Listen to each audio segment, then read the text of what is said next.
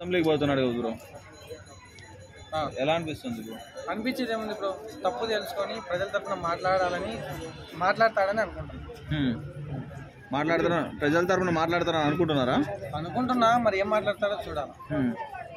అసలు ఎందుకు ఓడిపోయింది బ్రో జగన్?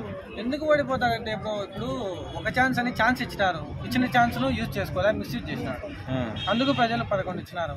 అంటే ఏం మిస్యూజ్ చేసిండు? ఏం మిస్యూజ్ చేసినాడంటే, ఇప్పుడు మద్యపానం అనేది తీసేయలేము, కానీ నేను దాన్ని తీసేస్తాను, దశల వారీగా తీసేస్తా అని చెప్పినాడు. కానీ ఆయన వచ్చి దశల వారీగా తీసే కథ పక్కన పెడితే దశల వారీగా రేట్లు పెంచుకుంటా పోయాడు, దశల వారీగా కల్తీ మద్యం అమ్ముకుంటా పోయినాడు. అంటే రేట్లు పెంచితే మందు తాగడం తగ్గిస్తారు అన్నట్టుగా అని ఊహించాను అన్నాడు. బ్రో మీరు వినింటారు, నేను వినింటాను. తొడ సంబంధాలు 90 ఏళ్ళు. తాగుడు అలవాటు పడినాడు, తాగని ఉండలేడు. నువ్వు 1000 రూపాయలు కోటర్ పెట్టినా 2 రోజులు కూలి పని చేసి కోటర్ తాగి ఇంటికి వెళ్తాడు. ఎందుకంటే వాడు మళ్ళీ పొద్దున పనికి వెళ్ళాలంటే కోటర్ తాగాలి, మ్యాండేటరీ. అంటే అప్పట్లో చంద్రబాబు ఉన్నప్పుడు కానీ పూర్వ గవర్నమెంట్లు ఉన్నప్పుడు బెల్ట్ షాపులు ఎక్కువ ఎంకరేజ్ చేసేది, మొదటిసారిగా గవర్నమెంట్ అమ్ముతున్నది మందు అనేది కూడా చెప్పారు కదా. ఖచ్చితంగా గవర్నమెంటే దగ్గరుండి మందు అమ్మిస్తుంటే ఇంకా ప్రజాస్వామ్యం ఎట్లా నిలబడతారు? అంటే కేవలం మద్యపానం వల్ల ఓడిపోయి అంటారా?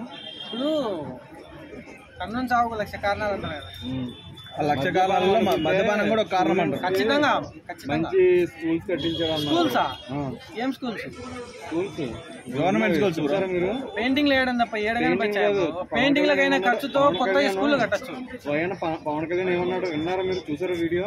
ఏమన్నా ఈ చైర్స్ కానీ ఇవన్నీ కానీ టెక్నాలజీ కానీ ఎప్పుడు వచ్చి కార్పొరేట్ ఏం మాట్లాడతారు, గవర్నమెంట్ స్కూల్ అన్నాడు, విన్నారా? ఇప్పుడు నువ్వు చైర్స్ అంటున్నావు, వింటున్నా మీరు చైర్స్ అంటున్నావు, కుర్చీలు అంటున్నావు, టెక్నాలజీ. ఇంతకుముందు ఎప్పుడైనా గవర్నమెంట్ స్కూల్ అంత ఇంగ్లీష్ మాట్లాడడం చూసిరా? ఆ బెండపూడి కానీ అప్పుడు దాన్ని కూడా ట్రోలింగ్ చేసి ప్రపంచవ్యాప్తంగా మీరు ఆ స్కూల్లోకి వెళ్ళి స్కూల్లో 100 మంది ఉంటే 100 మంది ఇంగ్లీష్ లో మాట్లాడటం మీరు చూసినారా? ఇప్పుడు స్కూల్లో 100 మంది చదువుతుంటే 100 మంది కూడా గవర్నమెంట్ జాబ్, 100 మంది కూడా కలెక్టర్. అంటే మీరు గణనీయంగా అభివృద్ధి జరిగిందంటే గణనీయంగా 100 మంది మాట్లాడితేనే కదా అభివృద్ధి. విద్యాశాఖలో ఆంధ్రప్రదేశ్ నెంబర్ 1 వచ్చిందని అదన్నా తెలుసా మీకు డేటా? బ్రో అది ఏ ఛానల్ వచ్చింది?